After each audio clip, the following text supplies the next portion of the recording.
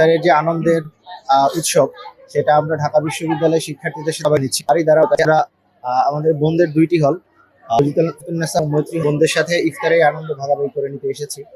আজকে আমরা প্রায় 1000 শিক্ষার্থীদের সাথে এই ইফতারের আনন্দ ভাগাভাগি করছি।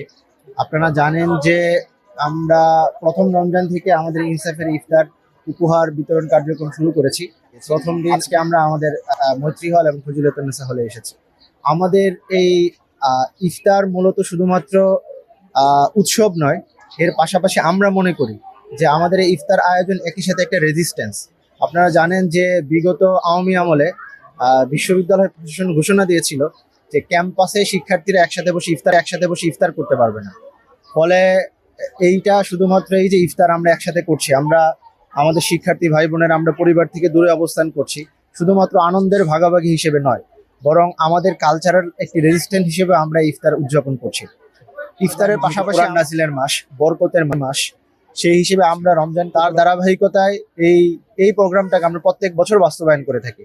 গত বছরও আমরা বিখ্যাত তাকে এনে আমরা এই প্রোগ্রাম বাস্তবায়ন করেছি। এবছরও আমরা মাহতারাম সেক্রেটারি আশিকুর রহমান আসলে মাহে রমজানের শুভেচ্ছা জানাচ্ছি সবাইকে। আর আমাদের যে ধারাবাহিক কার্যক্রম, ছাত্র শিবিরের রমজান উপলক্ষে ধারাবাহিক কার্যক্রম, অনেকগুলো কাজের মধ্যে ইফতার কার্যক্রম একটা, এবং এটার ধারাবাহিক আজকে ক্যাম্পাসের বিভিন্ন জায়গায় প্রদক্ষিণ করে করে আমরা সবগুলো হলকে এবং সবাইকে কভার করার চেষ্টা করছি। আমরা গতকালকে আমরা মূলত শিক্ষার্থী যারা আছে, সব ধরনের শিক্ষার্থী সবাইকে সাথে নিয়ে আনন্দটা ভাগাভাগি করতে চাই এবং একই সাথে এই বারাকার অংশগ্রহণ করতে চাই। এটা কন্টিনিউ থাকবে। এর মাধ্যমে আমাদের ক্যাম্পাসের যে সুন্দর এবং শান্তিপূর্ণ একটি পরিবেশ, সহাবস্থানমূলক পরিবেশ, এই পরিবেশটা নিশ্চিত করতে চাই।